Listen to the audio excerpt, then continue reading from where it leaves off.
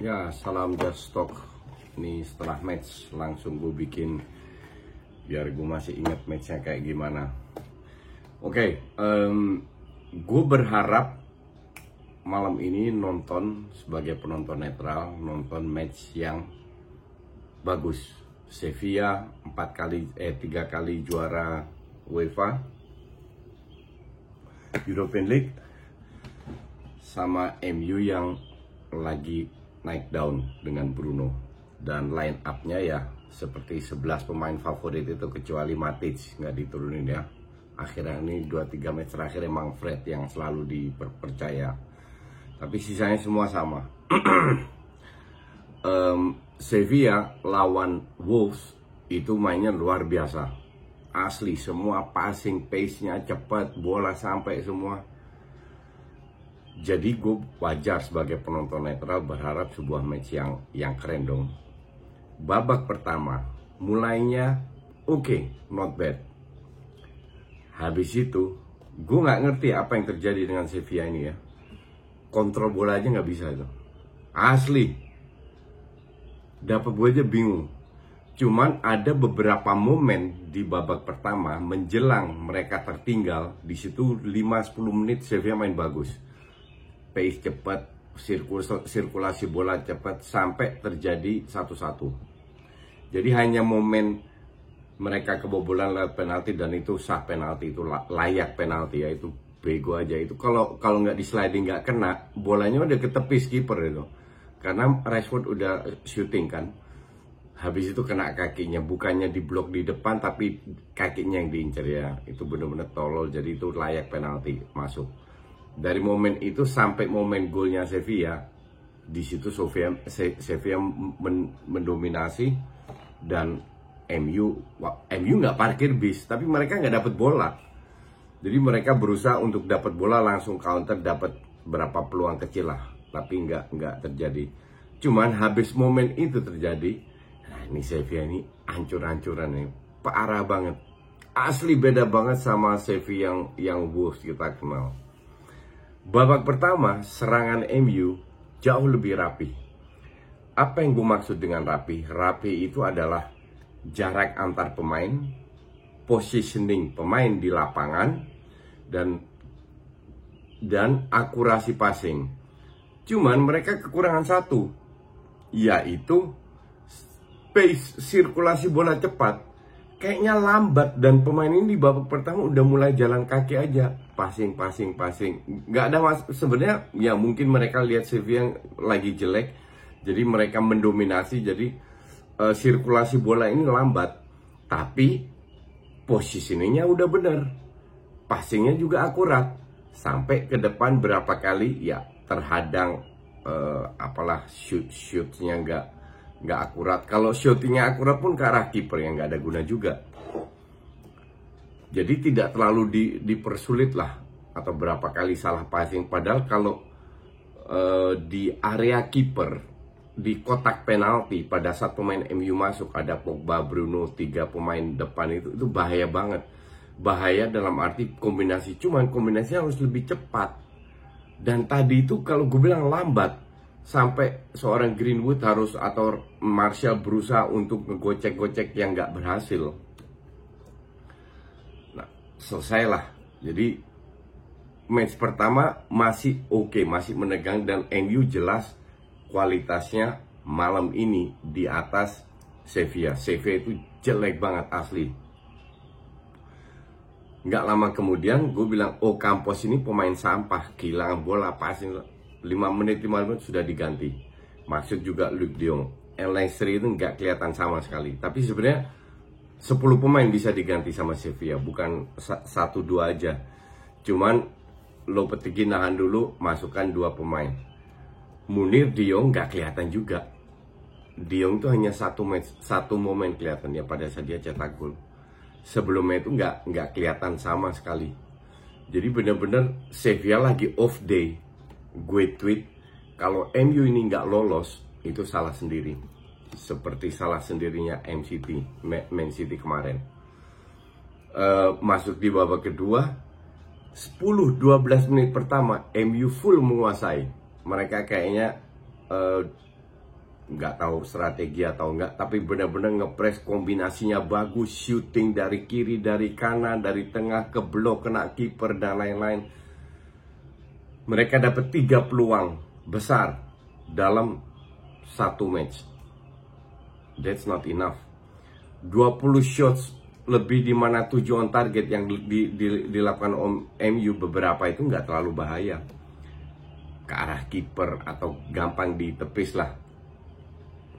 Tapi di 10-12 menit pertama di babak kedua, di situ MU harus cetak gol. Kalau lebih cool, lebih santai, lebih punya killer instinct, itu harusnya jadi gol. Kalau itu terjadi gol, gue rasa mereka akan lolos, akan menang. Karena Sevilla ini nggak banget. Dan setelah itu, setelah 12 menit, 13 menit di babak kedua, match ini hancur-hancuran. Jelek banget, membosankan. MU juga bener-bener jalan kaki, passing jalan. Gue nggak ngerti kecapean atau gimana, tapi Ole nggak merubah sama sekali. Minimal Sevilla udah merubah menggantikan 2 pemain. Ole sama sekali nggak. Oke, masuklah itu gol di menit 75 ini kalau nggak salah. Ya 70-an lah lebih. Golnya Luuk de Jong. Oke. Pertama gue pikir itu ya mungkin ada salah Lindelof juga, karena dia nggak ngapa-ngapain, dia membiarkan bola. Harusnya at least dia berusaha menghalau lah, menendang, mengapalah. Pokoknya dia berusaha, nggak dilakukan. Terus Wan-Bissaka, ini yang bikin gue agak bingung. Pada saat itu terjadi, lu sebagai defender, lu tahu ada berapa pemain lawan di situ? Luuk de Jong doang. Dan kalau ada Luuk de Jong, ngapain lu zona defense? Zona cover, ini Luuk de Jong, ini Lindelof, ini Wan-Bissaka. Ngapain lu zona cover? Yang lu cover harus Luuk de Jong, karena dia berada di belakang Lindelof. Jadi Lindelof waktu dimarahin Bruno, dia ngamuk balik, dia bilang harusnya Wan-Bissaka yang jaga. Ya benar, setelah gue lihat-lihat ya mungkin dia punya setengah kesalahan, tapi Wan-Bissaka yang harusnya jaga. Striker kan gitu. Zaman sekarang kan semua zona. Kalau banyak orang, striker selalu berusaha berada di antara. Luuk de Jong itu udah pemain senior di timnas, udah cadangan. Cuman memang dia sering cetak gol. Dia nggak butuh banyak peluang untuk bisa cetak gol. Ya, jadi ini gue bilang salah Wan-Bissaka. Oke, 2-1, 15 menit. Kira-kira gue lupa di menit keberapa. Masih ada extra time juga jalan. Kalau gue jadi Ole, gue akan ganti minimal 3 pemain. Oke, gue korbankan 1 pemain belakang, Williams in this case, yang nggak terlalu bagus, atau Wan-Bissaka lah salah satu. Gue pasang Ighalo, oke, untuk bola-bola crossing. Ighalo masuk di menit 92. Makanya gue mungkin Ole pikir satu match itu 250 menit kali ya. Jadi 3 pergantian di menit 87. Gue sampai, ini nggak salah Ole, atau dia sebagai penonton lebih menikmati matchnya sampai dia lupa, atau dia nggak percaya pemain cadangan. At least kalau pemain cadangan kualitasnya di bawah itu, mereka masih punya fresh blood, ngerti nggak? Masih bisa fight, bisa ngepres, minimal pasang 2 pemain di depan, uber itu bola. Or pergantian strategi. Ini buktinya nggak jalan kan? Mereka dapat gol dari penalti. Nyaris nggak, habis itu nyaris nggak ada peluang. Jadi sistemnya memang nggak jalan. Rashford memang lagi bapuk banget. Ya diganti gitu loh. Nggak terjadi. Jadi pergantian 3 menit 87, 190, sementara extra time 6 menit ya. Gue juga bingung 6 menit itu ambil dari mana. Tapi ya sudahlah. Terus crossing pada saat Ighalo masuk, crossing nggak ada satu yang sampai. Hancur semua. Masih ada 1-2 peluang di mana Martial mencoba gocek-gocek dan Pogba nggak berhasil sama sekali. Wasitnya buruk, tapi buruk untuk kedua tim. Ini gue kasih. Bruno waktu free kick, dia putar badan kena tangan, jelas. Oke, nggak dikasih penalti. Kasus yang sama itu terjadi dengan Veltman, Chelsea lawan Ajax, dengan baru-baru aja Lyon lawan Juve. Memphis Depay padahal dia cover badannya loh, ke shoot dikasih penalti. Atalanta, Juve lawan Atalanta 2-0 ketinggalan, Martin de Roon begini di shoot ke tangan dikasih penalti. Tadi nggak dikasih penalti. Itulah wasit UEFA, makanya FIFA mengambil alih tahun depan karena ini udah standarnya udah nggak jelas semua.